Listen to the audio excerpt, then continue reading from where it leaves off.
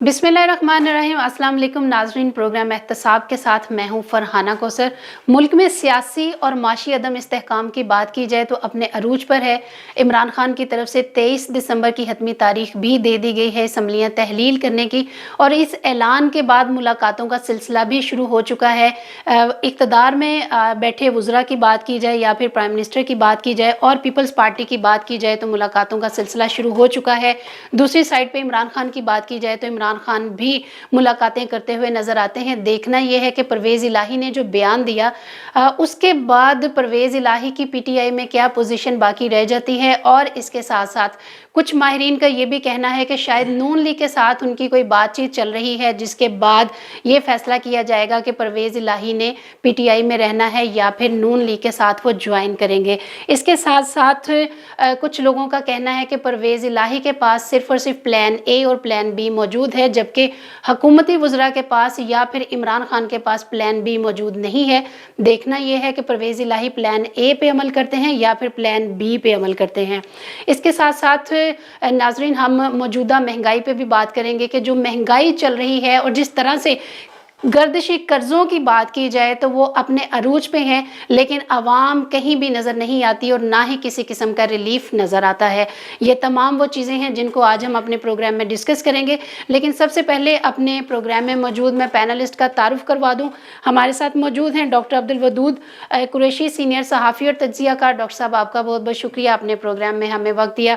इनके साथ तशरीफ़ रखते हैं आबिद अब्बासी, वो भी सीनियर सहाफ़ी और तज्ज़ियाकार। आबिद साहब, आपका बहुत बहुत शुक्रिया, अपने प्रोग्राम में हमें वक्त दिया, बहुत कीमती वक्त निकाला आप लोगों ने। हम स्टार्ट करते हैं। डॉक्टर वदूद साहब, आपकी तरफ आऊँगी। सबसे पहले आप हमें ये बताइएगा, इमरान खान की तरफ से हतमी तारीख दे दी गई है 23 दिसंबर। वैसे तो 26 नवंबर से लेके अब तक अगर देखा जाए तो तारीख पे तारीख दी जा रही है और तारीख तब्दीली की तरफ नज़र आती है, यू टर्न लेते हुए नज़र आते हैं इमरान खान। अभी आपको क्या लगता है कि ये जो तारीख दी गई है, हतमी तारीख, ये इस पे कायम रहेंगे या फिर अभी भी इसमें कोई तब्दीली कर दी जाएगी? बिस्मिल्लाहिर्रहमानिर्रहीम। फरहाना साहब, बहुत शुक्रिया। सूरत हाल ये है कि इमरान खान एक अनप्रडिक्टेबल आदमी हैं। उनके बारे में आप कोई तज्जिया नहीं कर सकते या उनके बारे में हतमी बात नहीं कह सकते। वो अपनी मर्ज़ी करने वाला शख्स है और क्रिकेट से लेके अभी तक अपनी मर्ज़ी करता है। जहाँ तक सूरत हाल है कि असम्बलियाँ तोड़ने की क्या इमरान खान के पास ऑप्शन है, तो हाँ, इमरान खान के पास ऑप्शन मौजूद है। क्या नून लीग के पास ऑप्शन मौजूद है? उनके भी पास एक दो ऑप्शन मौजूद हैं। क्या परवेज़ इलाही के पास ऑप्शन मौजूद नहीं है? एक ही ऑप्शन है कि इमरान खान के अगर साथ जाएं तो मुस्तकबिल में स्पीकर भी हो सकते हैं, चीफ मिनिस्टर भी हो सकते हैं, ये सूरत हाल हो सकती है। लेकिन चीफ मिनिस्ट्री का इम्कान अगर मुस्लिम लीग नून के पास चले जाते हो तो आइंदा पंजाब में मुस्लिम लीग नून की हुकूमत बनती है तो उनके पास चीफ मिनिस्ट्री का कोई इम्कान नहीं है, क्योंकि हमजा होगा। उसके बाद बात स्पीकर की है, स्पीकर भी पता नहीं वो देते या नहीं देते, एक वजारत दे सकते हैं। लिहाजा जब परवेज़ इलाही ने देखा, क्योंकि पीटीआई में इमरान खान का कोई भतीजा भांजा तो नहीं है जो चीफ मिनिस्टर का, उन्होंने तो बुज़दार को बना दिया था, लिहाजा वो समझते हैं कि मुस्तकबिल में हमें कोई इक़्तिदार इख्तियार बड़ी सीट मिल सकती है और सिर्फ इमरान के साहब के पास मिल सकती है। अब इमरान खान के हवाले से और बाजवा साहब के हवाले में जो परवेज़ इलाही ने बयान दिया, वो फौरी तौर पे जो है वो मुनस इलाही गए और इमरान खान को उन्होंने कहा कि वो एक फरमाइशी प्रोग्राम था, हमसे फरमाइश की गई थी, हमने बात की, हम आपके साथ खड़े हैं और आपके साथ खड़े रहेंगे। लेकिन उसके जवाब में पीटीआई के लोग ज़्यादा शोर कर रहे हैं, उनको बुरा भला भी कह रहे हैं और इमरान खान को कह रहे हैं जिसने आज किसी का फरमाइशी प्रोग्राम कर लिया, कल इसी फरमाइश में आपकी हुकूमत भी तोड़ सकता है, आपके साथ दगा भी कर सकता है। तो ये सूरत हाल उनकी है। ठीक है डॉक्टर साहब, आपने कहा कि कोई भी किसी भी टाइम पे इमरान खान के साथ दगा भी कर सकता है और उसके साथ इल्हाक भी कर सकता है। परवेज़ इलाही के बारे में कहा यह जा रहा है कि मुनिस इलाही को सही जगह दी जाएगी तो परवेज़ इलाही इमरान खान का साथ देंगे, अदरवाइज शायद ये प्रिडिक्शन की जा रही है कि वो छोड़ देंगे। और इसके साथ साथ परवेज़ इलाही ने एक बयान भी दिया कि इमरान खान वो एहसानात ना भूलें जो जनरल बाजवा ने किए थे। और उसके बाद की जो सूरत हाल है, आबिद अब्बासी साहब आपकी तरफ आऊँगी, वो जो बयान दिया गया परवेज़ इलाही की तरफ से, आपको क्या लगता है कि उस बयान के बाद पंजाब की सूरत हाल तब्दील हो गई है या फिर वैसी की वैसी ही है? बहुत शुक्रिया फरहाना। पहली बात तो ये है कि इस वक्त पंजाब एक मरतबा फिर बहुत अहमियत का अमल होता चला जा रहा है और ख़ासकर से चौधरी बरादरान जो है उनकी अहमियत फिर से बढ़ गई है। पंजाब एक ऐसा सूबा है जिस पर आप अगर देखें तो आपको वफाक की नज़रें वहाँ पर यानी नून लीग को वहाँ से सपोर्ट चाहिए है, फिर इसी तरह काफ लीग वहाँ पर मौजूद है तो उसकी एक अपनी अहमियत है। PTI ये चाहती है कि मुस्तकबिल में अगर इलेक्शन होता है तो वो वहाँ पर चूँकि एक्सटेंडेड सीटें वहाँ से हैं तो लिहाजा वहाँ पर भरपूर सीट के साथ वो वफाक के अंदर आए और पंजाब पर गवर्नमेंट बनाए। तीसरा, पीपल्स पार्टी ये चाहती है कि वो पंजाब में मुख्तलिफ सियासी जमातों के साथ उसका अलाइंस रहे, हत्ता कि वो काफ लीग के साथ भी ख्वाह इस मामले में कि वहाँ पर अलाइंस हो। इस अहमियत के अतबार से हम उसको नज़रअंदाज नहीं कर सकते। और इस वक्त भी आप देखें KPK के अंदर अक्सरियत होने के बावजूद वो डिस्कस नहीं हो रहा, लेकिन पंजाब इसलिए डिस्कस हो रहा है कि पंजाब की असम्बली अगर तहलील होती है तो फिर आपको डेफिनेटली इलेक्शन की तरफ जाना पड़ेगा, एक अदम इस्तेकाम बढ़ जाएगा। जहाँ तक इस वक्त चौधरी परवेज़ इलाही साहब के बयान का ताल्लुक है तो उन्होंने जिस तरह की स्टेटमेंट दी है उसको आप एक मामूली नहीं ले सकते, वो एक गैर मामूली स्टेटमेंट थी जिसके नतीजे में इस वक्त PTI और काफ लीग के दरमियान जो एक यकसर हमें दरार नज़र आ रही थी उसको ओवरकम किया है मोनस इलाही ने। और काफ लीग ये चाहती है कि मोनस इलाही की जो लॉन्चिंग है वो अगर पॉपुलर पार्टी से होगी तो उसका मुस्तकबिल सेव रहेगा और उसके नतीजे में जो फ्यूचर में बनने वाली गवर्नमेंट है, इलेक्शन है, और वो बेहतर की तरफ जा सकेगा। दूसरी जानिब काफ लीग इस वक्त असम्बली से भी बाहर नहीं जाना चाहती। वो ये चाहती है, यानी परवेज़ इलाही साहब ये चाहते हैं कि उनकी गवर्नमेंट कंटिन्यू रहे। 23 तक हम ये वक्त जरूर देख रहे हैं, लेकिन 23 से पहले जो 2 से 3 दिन या 4 दिन है इसके अंदर कोई नई चीज भी हो सकती है। आप ये देखें कि PDM ने इस वक्त जो फोकस रखा है वो चोइश जायद साहब हैं, परवेज अपना जरदारी साहब वहाँ पर उनके साथ राब्ते में आ गए हैं, मीटिंग्स हो रही हैं। प्राइम मिनिस्टर पाकिस्तान शहबाज शरीफ उनके साथ राब्ते में आ गए। उसके नतीजे में इन तमाम तर चीज़ों को इग्नोर नहीं किया जा सकता। हद तक कि आप 22 को, यानी 23 से पहले 22 आएगी और 22 को आप इस चीज़ को इग्नोर नहीं कर सकते कि उस दिन मुमकिन है ये को तहरीक एतमाद टेबल हो जाए और फिर एक वक्त मिल जाए परवेज़ इलाही को ये प्रोग्राम करने में, और जो मजीद 1 से 2 वीक अगर मिलते हैं तो उसके नतीजे में मजीद गेम डिफरेंट हो सकती है। लेकिन परवेज़ इलाही इस वक्त ऐसी कैफियत में है वो PTI से बेहतरीन बारगेन करना चाहते हैं कि मुस्तकबिल की जो सियासत है उसके अंदर अगर अलायंस बनता है तो मोनस इलाही की एक परमानेंट पोजीशन हो, और उसके नतीजे में मुस्तकबिल की सियासत अगर वो खान के साथ करना चाहते हैं, PTI के साथ करना चाहते हैं तो बेहतर अंदाज से आगे बढ़ सकें। दूसरी जानिब वो असम्बली तहलील करने के लिए भी इस बात पर वो स्टेटमेंट ये जरूर दे रहे हैं कि हम खान के एक इशारे पर हैं कि वो जब चाहे असम्बली हम तहलील कर सकते हैं, लेकिन वो असम्बली तहलील नहीं भी करना चाहते। जी बिल्कुल, आपने दुरुस्त कहा कि वो असम्बली तहलील नहीं भी करना चाहते। लोगों का भी यही कहना है, माहिरीन और एक्सपर्ट्स की राय यही है कि इमरान खान डरावा देते हैं, वो डराते हैं, लेकिन असम्बलियाँ तहलील नहीं कर सकते और ना करना चाहते हैं क्योंकि वो हुकूमत में रहना चाहते हैं। डॉक्टर साहब, पंजाब असम्बलियाँ तहलील करने की जब बात हुई और KP असम्बलियाँ तहलील करने की जब डेट दे दी गई तो सुनने में आ रहा है कि पार्टी के अपने अंदर भी मुखालफत शुरू हो चुकी है। इस मुखालफत के बाद क्या इमरान खान के पास कोई ऐसा प्लान B है कि अगर वो असम्बलियाँ तहलील नहीं कर पाते तो वो क्या करेंगे फिर? देखें, अगर पंजाब में परवेज़ इलाही असम्बली तहलील नहीं करते तो उनका स्पीकर अपना है, उनके तमाम अरकान असम्बली में खड़े होकर मुस्तफ़ी हो जाएंगे। अगर वो मुस्तफ़ी हो जाते हैं तो आप देखें कि 125-26 आदमी अगर अलग हो जाते हैं पंजाब असम्बली से तो ज़ाहिर है वहाँ पर एक बड़ा इलेक्शन कराना पड़ेगा। KPK की जो असम्बली है वो उनके लिए महफूज है, वो जिस दिन चाहेंगे वो दूसरे दिन जो है उससे तहलील हो जाएगी। यहाँ पर भी ऑप्शन है कि परवेज़ इलाही ने पहले 1 महीना पहले लिख के दिया, बोल चुके हैं 1 महीने पहले लिख के दिया। अगर इमरान खान भेज भी देते हैं तो ये कह सकते हैं तो महीना पहले दिया था जी, अब सूरत हाल बदल गई है, नंबर 1। नंबर 2 है कि जो उन्होंने ख़त दिया है उसके ऊपर चीफ मिनिस्टर हाउस का डायरी नंबर लगना है, मोहर लगनी है, वो उसके ऊपर मौजूद नहीं है। तो फिर भी इमरान खान जो है परवेज़ इलाही के मरहून मिन्नत होंगे असम्बली तोड़ने तक उनका साथ दें। एक तो सूरत हाल है इमरान खान। आपको लगता है कि इमरान खान और परवेज़ इलाही सब एक पेज पे हैं? देखिए, परवेज़ इलाही के पास और कुछ चीज़ बचती नहीं है।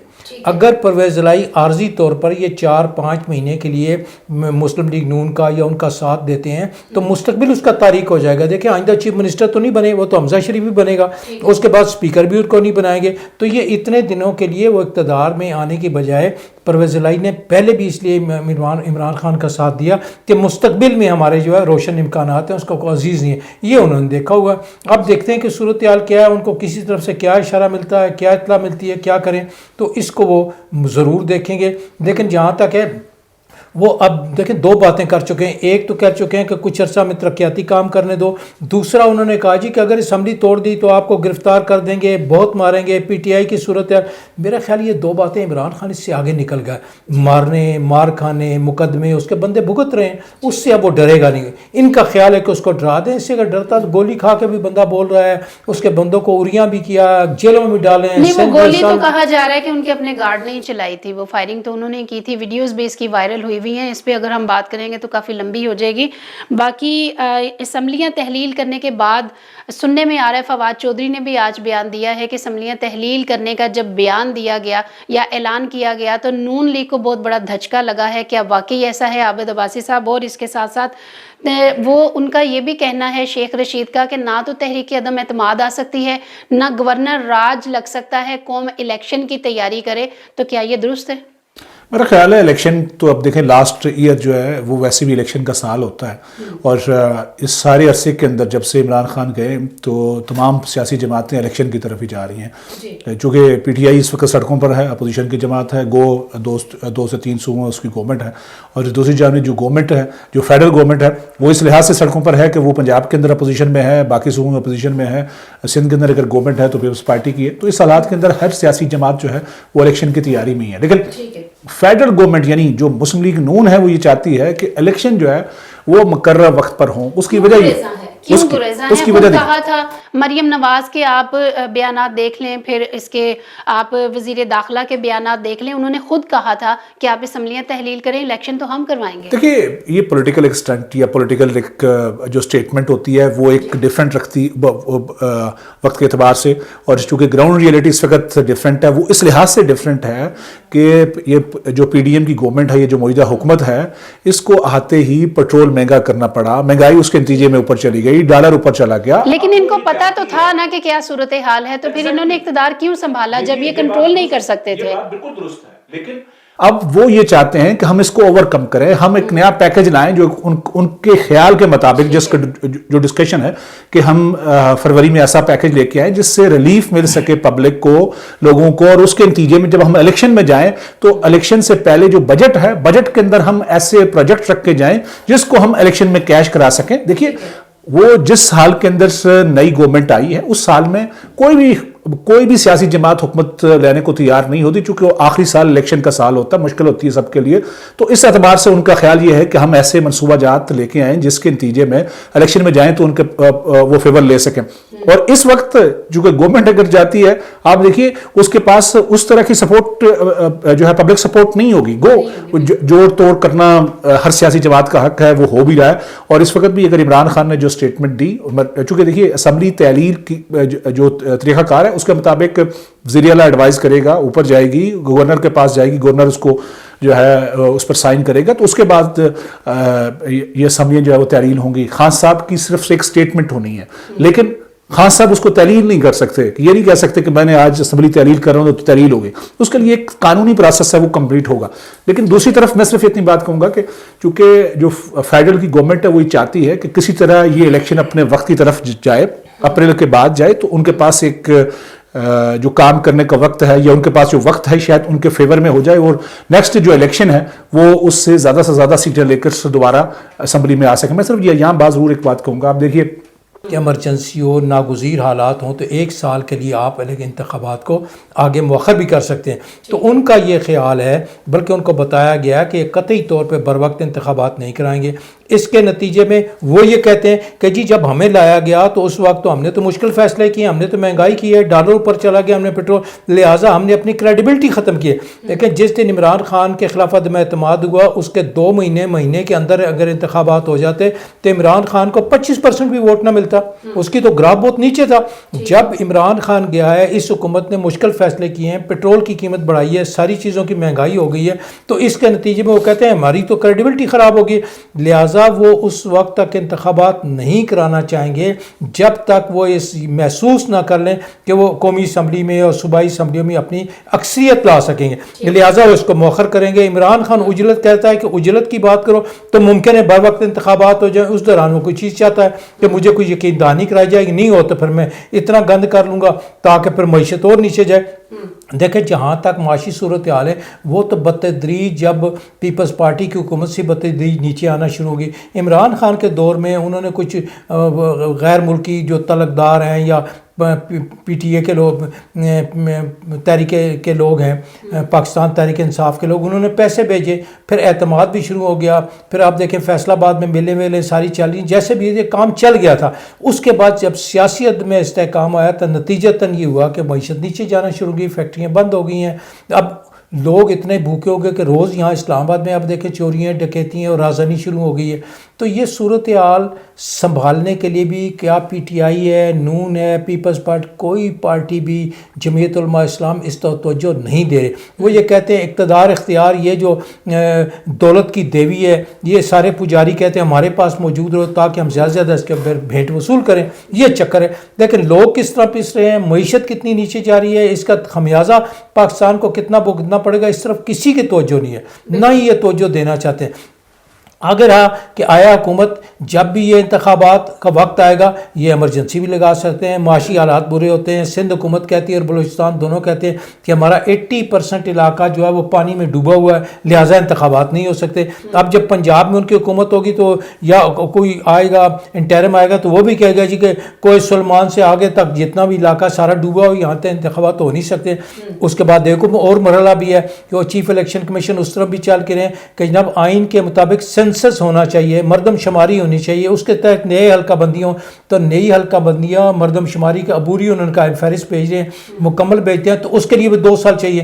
تو موجودہ حکومت یا اقتدار میں جو موجود ہے وہ ان انتخابات کو 2-3 سال تک بھی مؤخر کرنا چاہتے ہیں. لہٰذا عمران خان کا خیال ہے کہ میں 2-3 مہینے کی اگر بات کروں گا، شور کروں گا تو ممکن ہے بر وقت ہو جائے. ٹھیک ہے. عباسی صاحب، ڈاکٹر ودود صاحب نے الیکشن ملتوی کرنے کی بات کی، کراچی کی بھی بات کی، اور آج کی اگر بات کی جائے تو اسلام آباد میں بھی جو بلدیاتی الیکشن ہے ان میں تاخیر کی بازگشت سنائی دی، اور اسی حوالے سے یونین کونسلز میں اضافے کی سمری بھی بھجوائی گئی، وہ قبول بھی کر لی گئی، اور اسلام آباد کی یونین کونسلز 101 سے بڑھا کر 125 کرنے کی منظوری دے دی گئی. جبکہ الیکشن کمیشن کی اگر بات کی جائے تو الیکشن کمیشن کی طرف سے 101 یونین کونسلز پر 31 دسمبر کو انتخابات کروانے کا شیڈیول جاری ہو چکا تھا.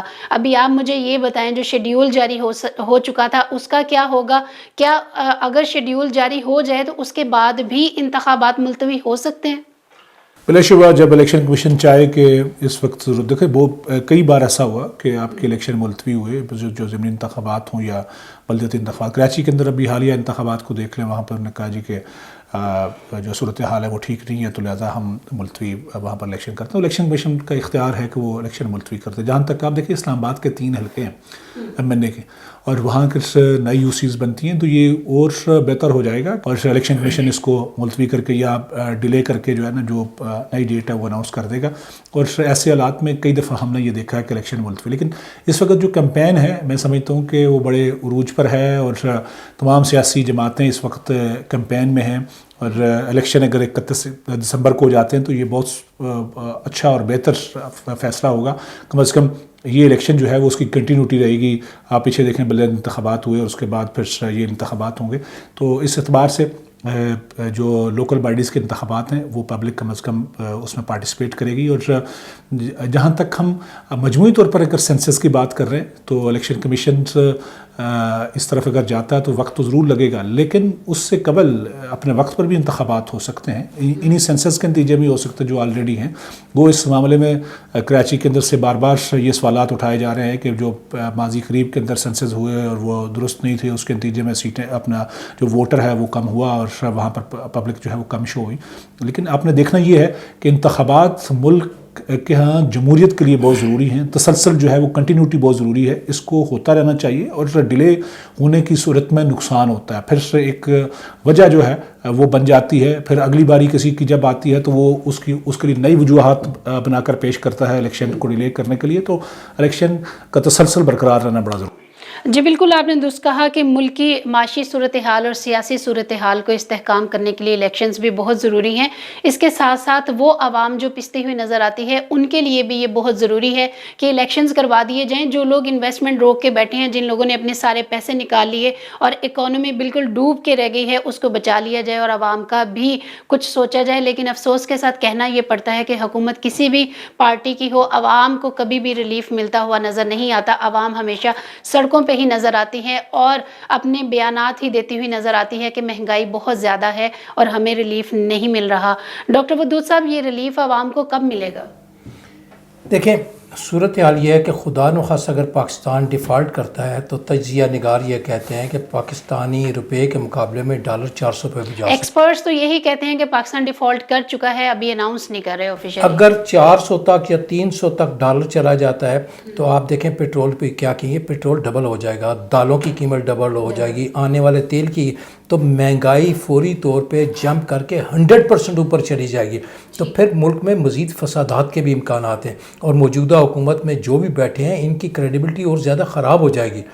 جتنا حالات کو معاشی طور پر خراب ہونے سے پہلے انتخاب ہوں گے تو یہ بہتری کی طرف جائے گا. جو سٹنگ گورنمنٹ ہے جتنا ڈیلے کریں گے، خدا نہ کرے پاکستان کے ڈیفالٹ ہونے کا اعلان کرے، جس کا اعلان کبھی بھی نہیں ہوگا کیونکہ 20 بلین ڈالر وہاں سے 18 بلین ڈالر پاکستان کے پاس آ رہا ہے. ڈیفالٹ کا کوئی اعلان تو نہیں ہو سکتا، لیکن ٹیکنیکلی ڈیفالٹ تو آلریڈی ہے کیونکہ جو پیسے ہمارے پاس پڑے ہوئے ہیں، سعودیہ کے پڑے ہیں، قطر کے پڑے ہیں، یو اے ای کے پڑے ہیں، اگر وہ پیسے نکالیں تو ہمارے پاس ڈالر زیرو ہے. لوگوں نے ڈالر بینکوں سے نکال کے اپنے پاس رکھ لیے ہیں اور کوئی ایسی قوت نہیں ہے جو لوگوں کو کہ مارکیٹ سے ڈالر خریدو، اپنا اکاؤنٹ کھولو اور اس اکاؤنٹ میں ڈال دو. اگر تمام لوگ پاکستانی سربت 2,000 3,000 ڈالر اگر اپنے بینکوں میں اکاؤنٹ کھول کے ڈال دیں تو پاکستان کو 20-25 ارب ڈالر ہو سکتا ہے. لیکن اس طرف کسی کی توجہ نہیں. توجہ انتخابات کی طرف ہے، انتخاب ہوں انتخابات نہ ہوں، ہم اقتدار میں آئیں ہم اقتدار، اور پھر رشوت اور کرپشن کا وہ بازار گرم ہے ہر طرف. دیکھیں ایسا کوئی نہیں ہے کہ عمران خان کی حکومت کوئی نیک پاک تھی، وہاں بھی یہی کام جاری تھا، اب بھی جاری ہے، پہلے بھی جاری تھا. تو اس نظام کے بہتر کرنے کا کیا طریقہ ہے یہ لوگوں کو سوچنا چاہیے، اس طرح توجہ دینی چاہیے کیونکہ اس طرح معاملہ چل نہیں سکتا زیادہ عرصہ. کب تک لوگ پستے رہیں گے؟ مہنگائی بھی ہوتی رہے گی، رشوت بھی دیتے رہیں. مکان بناؤ تب رشوت ہے، آٹا لینے جاؤ تب کمیشن ہے، گاڑی کی رجسٹریشن کرانے جاؤ تب کمیشن ہے، اصل لائسنس لینے جاؤ تب کمیشن ہے. کوئی ایسا ایک مقام ہے، گیس کا میٹر لوگوں کے نہیں لگاتے، جو 2-3 لاکھ روپے دے اس کے لگ جاتے ہیں. بجلی کا یہی حال ہے. تو اس کرپشن اور بدعنوانی کے نتیجے میں ملک میں بہت بڑے فسادات کا، جھگڑوں کا، انارکی پھیلنے کا ایک سلسلہ شروع ہو چکا ہے. جی ٹھیک ہے، عباسی صاحب آپ کی طرف آؤں گی کہ یہ سلسلہ شروع ہو چکا ہے انارکی پھیلنے کا اور عوام کو تنگ کرنے کا. ڈالرز کی بات کی ڈاکٹر ودود صاحب نے، انہوں نے کہا کہ ڈالرز اگر بینک میں رکھ دیے جائیں تو کافی حد تک صورتحال کو سٹیبل کیا جا سکتا ہے. میں یہاں پہ ایک بات کرنا چاہوں گی، اگر ہم لوگ اپنے حکومتی اراکین کی بات کریں یا ویسے ہی اپوزیشن کی بات کریں، عمران خان کی بات کریں، بہت سارے فنڈز بھی ان کو ملتے ہیں. اگر پاکستان کے حق میں کوئی بھی پارٹی ہے تو وہ اپنے پیسے کو بینکس میں رکھ کے بھی پاکستان کی صورتحال کو بہتر کر سکتے ہیں. ڈالرز باہر ہی بھجوا دیے جاتے ہیں، عوام کی تو کوئی نہیں سنتا، نہ عوام کے بارے میں کوئی سوچتا ہے کہ ملک کو سٹیبل کر لیا جائے. اس کے ساتھ یہ بھی اگر ایڈ ہو جاتا ہے کہ جو پالیٹیشین ہے پاکستان کے اندر سیاست کرتا ہے، جو بیوروکریٹ یہاں پر سروس کرتا ہے، جو سرمایہ دار یہاں پر اپنا منافع کماتا ہے، وہ اگر سارے کے سارے لوگ اپنے ڈالر یہاں پر رکھتے ہیں، اپنی جائیدادیں بیچ کر پاکستان کے بینکوں میں اگر وہ ڈالر رکھتے ہیں تو میرا خیال ہے بہت ساری چیزیں آسانی سے پاکستان کی مشکلات جو ہے وہ حل ہونے کی طرف جا سکتی ہیں. لیکن بدقسمتی ہے، ظاہر ہے ویسا نہیں دیکھا جاتا. لیکن بعض پبلک کے پاس تو آپ کس پرسنٹیج کے ساتھ، مطلب ایک سرٹن پرسنٹیج ہے جس میں لوگوں کے پاس ڈالر ہو سکتے ہیں، باقی کے پاس تو نہیں ہے. جن کے پاس 2,000-3,000 ڈالر کہاں سے ہوگا؟ جن کے پاس کھانے کے لیے روٹی نہیں ہے، روزگار نہیں ہے، اور جو بجلی اور گیس کے بل دینے کی پوزیشن میں نہیں ہے، اور وہ کہاں سے ڈالر جو ہے وہ بینک پر رکھ سکتے ہیں. یہاں مسئلہ یہ ہوتا ہے کہ یا تو ڈائریکٹ انویسٹمنٹ کے ذریعے پاکستان کے اندر ڈالر آ سکتا ہے، یا اوورسیز جو ریمیٹنس ہیں ان کے ذریعے ڈالر آتا ہے. تو اس کے لیے آپ کو موو چلانی پڑتی ہے. وہاں پر جو پاکستان کے شہری ہیں، وہاں بیرون ملک مقیم ہیں، ان سے اگر اپیل کی جائے وہ اپنے ریمیٹنسز بھجوائیں، پلس فارن انویسٹمنٹ کے لیے آپ کو سازگار سرمایہ کارانہ ماحول پیدا کرنا پڑتا ہے جس میں تاکہ آپ کے پاس سرمایہ دار آ سکے اور سرمایہ کاری یہاں پر ہو سکے. اب جو حالات ہیں وہ انسرٹنٹی کی کیفیت ہے پاکستان کے اندر, ہمیں اس سے نکلنا ہے. اس کے لیے تمام تر جو سیاسی جماعتیں ہیں وہ میثاق جمہوریت کا بار بار کہیں ذکر ہوتا ہے, اس کی طرف ضرور جانا پڑے گا. کوئی نئی گورنمنٹ آئے گی اس کو بھی جانا پڑے گا, اس کو بھی سیاسی جماعتوں کے ساتھ بیٹھ کر ایسے حالات پیدا کرنے پڑیں گے کہ جس کے نتیجے میں پاکستان استحکام کی طرف بڑھے. اور جو معاشی حالات ہیں, دیکھیے ہم شاید تجزیہ کار اپنی جگہ بات کرتے ہیں کہ ڈیفالٹ ہو رہا, ہم اس خدشات کہ اس ریڈ لائن پر ضرور کھڑے ہیں کہ جہاں پر پاکستان جا سکتا ہے, لیکن ہمیں اگر جس طرح کی جو فنڈز یا جس طرح کی ہمارے پروگرام اس وقت متوقع ہیں وہ سب کے سب ہو جائیں تو میرا خیال ہے پاکستان ڈیفالٹ کی طرف نہیں جا پائے گا یا نہیں جا سکتا. دوسری جانب ایک بات اور بھی ہے, وہ یہ ہے کہ ہم چونکہ پاکستان جغرافیائی لحاظ سے اس کی اگر جو پوزیشن ہے اس لحاظ سے دیکھا جائے تو بہت سارے کنٹریز کا پاکستان کے ساتھ جو تعلق ہے, فرض ہم چائنا کی بات کریں, چائنا کا ایک نیا پروگرام جس کے اوپر ڈسکشن چل رہی تھی, آپ دیکھیے وہ ہو سکتا ہے. پھر پاکستان کی جو راہداری, جو اقتصادی راہداری ہے, اس کو اگر مزید ایکسپیڈائٹ کیا جائے تو اس سے آئندہ آنے والے جو سال ہیں اس میں پاکستان کو بہت فائدہ ہوگا. اور اگر آپ کا پیٹرول اوپر جاتا ہے, ڈیفالٹ کرے گا تو آپ کا پیٹرول تو پھر آپ کو 6 دن نہیں مل پائے گا, پھر 1 لیٹر کے لیے آپ ترسیں گے. کھانا آپ کی اشیاء خورد و نوش جو ہے وہ کہاں پہنچ جائیں, جی مہنگائی طوفان ہو جائے گی. آپ کا 400 اگر فرض کریں ڈالر پہنچتا ہے تو آپ کی مہنگائی جمپ کر کے کوئی 400 گنا اوپر جائے گی. پھر ایسا نہیں ہو سکتا کہ آپ کہیں گے کہ جو 100 کی چیز ہے وہ آپ کو 200 میں ملے گی, اس 100 کی جو چیز ہے وہ اس کی قیمت جو ہے وہ 400 پہ جا کے رکے گی اور وہ افورڈ نہیں کر پائے گی عوام. اور ابھی تو گیس کے جو بل ہیں اس کی مہنگائی ابھی آپ دیکھیے گا اسی عرصے میں آنے والی ہے.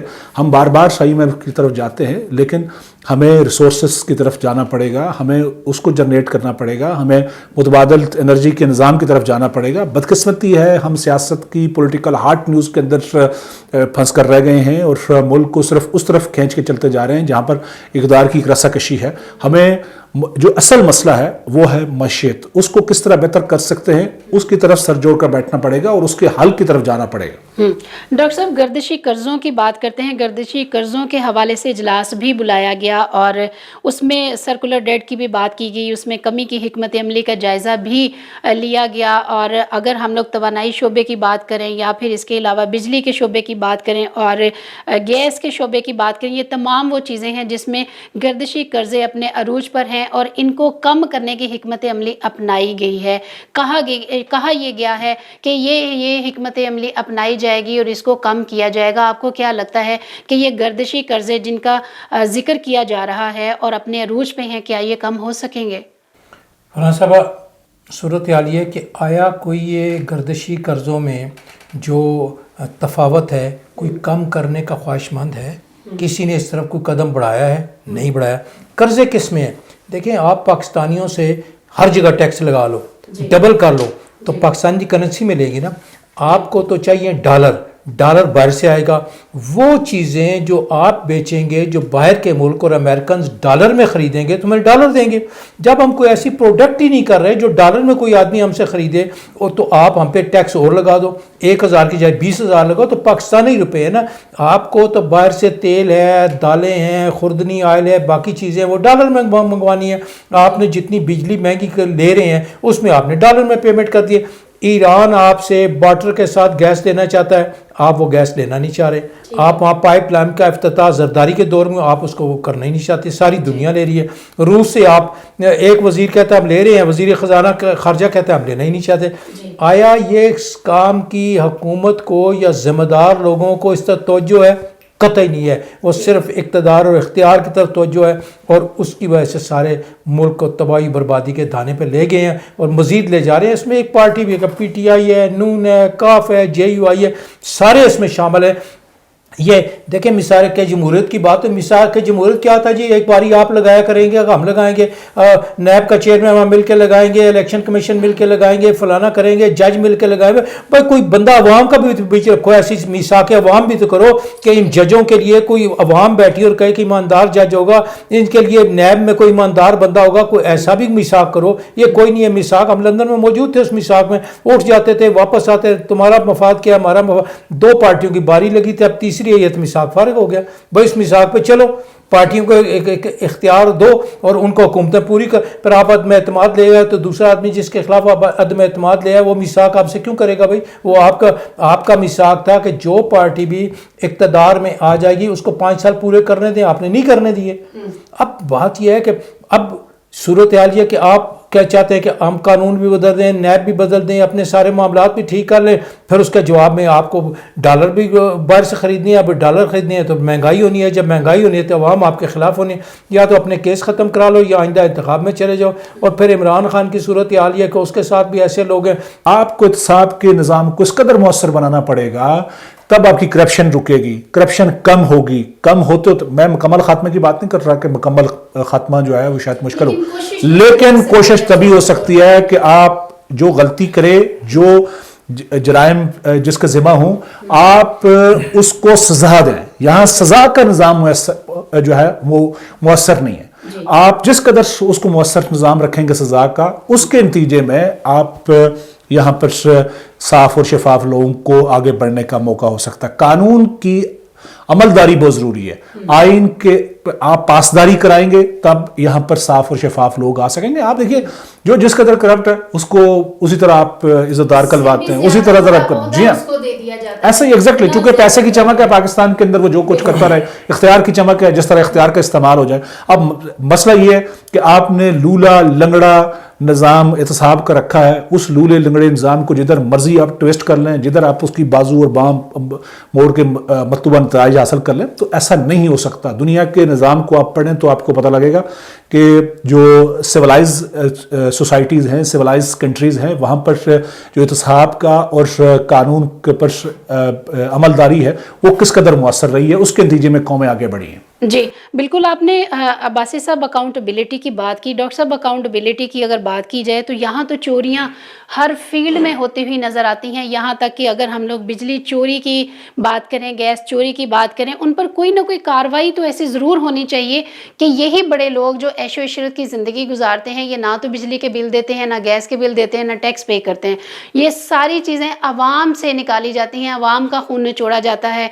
आवाम ही बिजली के बिल भी बड़े बड़े भरती है, गैस के बिल भी भरती है और इसके साथ साथ वो टैक्स भी देती है। इवन कि अगर छोटी सी एक कैंडी भी खरीदती है आवाम तो उस पे भी वो टैक्स अदा करती है। तो ये जितने भी बड़े लोग हैं, जितने भी अराकीन असम्बली में बैठे हुए हैं, ये कब पकड़े जाएंगे, कब इनसे चोरियां ख़त्म करवाई जाएंगी और ये कब टैक्स देंगे? फरहाना साहब देखें, 1958 के बाद पाकिस्तान में अशराफिया की हुकूमत आई। दुनिया का कोई एक मुल्क बता दें जितने जहाँ इतनी अदालतें हो, दहशतगर्दी की अलग कानून है, जज अलग है, एंटी करप्शन का जज अलग है, मनशियात का जज अलग है, पंजाब एंटी करप्शन का जज अलग है, आप यू नेम इट, हर जुर्म की अलग अदालत है, अलग कानून है। दुनिया में कहीं है जहाँ नौ कानून बने हो, नौ अदालतें हो, दहशतगर्दी है, एंटी करप्शन है, मनशियात वाले हैं, फलाने हैं, ढमकाने हैं, नैब की अदालतें अलग हैं। ये इन्होंने अपने अशराफिया ने अपने मकसद के लिए रोज़ कानून के कौन सा कानून जो आज है ये कल होगा, ये सुबह होगा, ये शाम को होगा। वो तो कहते हैं कभी दुनिया के किसी मुल्क ने नहीं होता कि इस कानून का इतलाक पुरानी तारीखों से होगा, गुज़िश्ता से होगा। या तो भी कानून चल रहे हैं कि ये जनाब 1997 से होगा, ये 1947 से लेके फलां आदमी के मरने तक उसका कोई एहतसाब नहीं होगा, ये भी कानून आ जाएगा।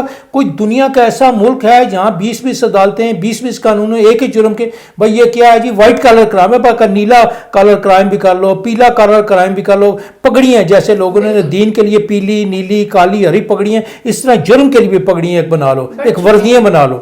तो ये सूरत हाल ये है कि जब तक इस मुल्क में दो तरह के कानून रखें, एक फौजदारी हो, एक जो है वो दीवानी हो, दो कानून हो, दोनों में तमाम कौन वही जज हों, वही सुने, अपनी मर्जी का वहाँ जज लगाते हैं, जज खुसूसी अपॉइंट हो गए। फिर यही अशराफिया का तो ये होता है ना कि थोड़े पैसे लगाओ, इक़्तिदार इख्तियार लो, अपनी मर्जी की हुकूमत बनाओ, अपनी मर्जी का कानून बनाओ, फिर इख्तिदार करके हुकूमत में मौजूद हो। ये अशराफिया की हुकूमत और ये कायम है और ये चलती रहेगी। ये तमाम कानून देखें, 1973 का आइन जो है बड़ी मुकद्दस दसा है भाई, वो कितनी बार बदला है, उसमें कोई एक शिक ऐसी, पाकिस्तान का नाम है, फौज का जो तहफ़्फ़ुज़ है वो मौजूद है, सिविल लिबर्टी का है, उर्दू कौमी ज़बान होगी। आप बताओ ये 10-12 के अलावा कौन सा चीज़ 73 के आइन में बाकी रह गया? کیا اس پہ عمل اردو زبان یہاں پر نافذ ہوئی ہے؟ نہیں ہوئی. کیا یہ بتائیں کہ انہوں نے کہا تھا آئین میں لکھا ہو کہ تمام وفاقی ہیڈ کوارٹر یہاں ہوں گے، کیا یہاں پر پی اے کا دفتر ہیڈ آفس اسلام آباد میں ہے؟ کیا اسٹیٹ بینک یہاں پر ہے؟ نہیں ہے. اداروں کے دفاتر ہی نہیں ہے، آئین پہ عمل ہی نہیں ہوتا. تو آئین روزانہ یہاں پر 1973 کا آئین موجود نہیں ہے، وہ بدل چکا ہے. تقریباً 700 ترامیم اس میں ہو چکی ہے. جی بالکل، آپ نے درست کہا کہ 700 ترامیم ہو چکی ہیں اور اپنے مطلب کی ترامیم کر لی جاتی ہیں جس میں خود کو فائدہ نظر آتا ہے، لیکن کہا یہ جاتا ہے کہ 1973 کا آئین تبدیل نہیں ہوگا. عابد عباسی صاحب، آپ ڈاکٹر ودود صاحب کی باتوں کا کچھ رسپانس کرنا چاہیں گے، پھر ہم کلوزنگ کی طرف بڑھیں گے. محترم ودود قریشی صاحب، لیکن دیکھیے جب حالات اور وقت بدلتا ہے آپ کو اسی طرح زمینی حقائق کو سامنے رکھ کر وہاں کی ضرورتیں بدلتی ہیں. آپ برطانیہ کے آئین کو دیکھیں تو کہیں وہ روایات پر مبنی ہے، کہیں وہ پرنٹ کی صورت میں جو ہے موجود ہے، اس کے اندر بھی ترامیم ہوتی چلی آئیں اور آج ایک ڈیفرنٹ صورتحال میں موجود ہے.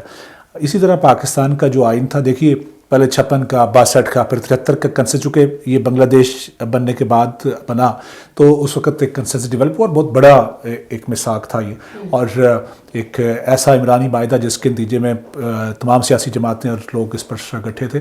اس کے اندر جو ترامیم آئیں وہ وقت اور حالات کی ضرورت کے مطابق آگے چل کر مزید آئیں گی، اس لحاظ سے کہ اس کے اندر ترمیم ضرورت پڑتی ہے. یہ بات ضرور ہے کہ بہت ساری چیزیں ایسی ہیں جو آئین اور قانون میں موجود ہونے کے باوجود ہم ان پر عمل درآمد نہیں کرتے، اور یہی بدقسمتی ہے، یہی ہماری جو تنزلی جو ہے اس کی وجہ ہے. آپ دیکھیے جیسے جیسے قومی خزانے کو نقصان پہنچایا جاتا ہے اسی لحاظ سے ہی ہم ترقی کی راہ سے دور ہوتے چلے جاتے ہیں. بہت سارے منصوبہ جات بہت اچھے بھی ہوتے ہیں، لیکن ہم ان ترقی یافتہ ممالک یا بہتر کی دوڑ میں نہیں شامل ہو پا رہے. اس کی وجہ یہ ہے کہ ہم جو ہے وہ جو ملکی معیشت کے اندر بلیڈنگ ہے ہم اس کو نہیں روک پا رہے، اور مسلسل یہ جو ہمارے ہاں حالات پیدا ہوتے چلے جا رہے ہیں جس کے نتیجے میں آج ہر ایک شخص یعنی پاکستان کے اندر بسنے والا وہ اس تشویش میں مبتلا ہے کہ مزید مہنگائی بڑھے گی، غربت کی طرف وہ جا رہا ہے، آپ کی GDP کہاں پر پہنچ گئی. اور بنگلہ دیش جو 71 میں آپ سے علیحدہ ہوا، آج اس کے اگر آپ دیکھیں وہ $32 بلین پلس پہ چلا گیا ہے، جس کے اس وقت زر مبادلہ موجود ہیں. یہ ایک ایسی صورتحال ہے پاکستان کے اندر کہ ہم ہر بار $6 بلین، $8 بلین، $10 بلین کی طرف دنیا کو دیکھ رہے ہوتے ہیں، اور ہمیں اس پر بہت توجہ دینے کی ضرورت ہے. بالکل آپ نے درست کہا کہ جو بھی حکومت آتی ہے ہمیشہ IMF کی طرف دیکھتی ہے، قرضوں کی طرف دیکھتی ہے. اس پہ توجہ دینے کی ضرورت ہے اور ہمیں خود سے کوشش یہ کرنی چاہیے کہ پاکستان کو مستحکم کیا جائے. آپ نے ترقی پذیر ممالک کی صف میں بات کی، پاکستان کو آپ نے ترقی یافتہ ممالک کی صف کی بات کی، جبکہ پاکستان تو ترقی پذیر کی صف میں بھی شامل نہیں ہو سکتا. جو حالات ہیں پاکستان بالکل ڈاؤن ہو کے رہ گیا ہے. اکانومی کی بات کی جائے تو اکانومی بھی تقریباً ختم ہو کے رہ گئی ہے، اور عوام پریشان حال ہیں، اور وہ چاہتے ہیں کہ کوئی ایسی حکومت آئے کہ جو ان کے مسائل کو حل کرے اور ان کی سنوائی ہو، کہ جو وہ چاہتے ہیں، جس طرح سے وہ سکون کی 3 ٹائم کی روٹی کھانا چاہتے ہیں، ان کو سکون کی 3 ٹائم کی روٹی دے دی جائے. آج کے لیے اتنا ہی. مجھے دیجیے اجازت، اور سب سے آخر میں اپنے پینلسٹ کا بھی شکریہ ادا کرنا چاہوں گی. دوبارہ سے عابد عباسی صاحب اور ڈاکٹر ودود صاحب، آپ کا بہت بہت شکریہ، آپ نے پروگرام میں ہمیں وقت دیا. اجازت دیجیے، اللہ حافظ.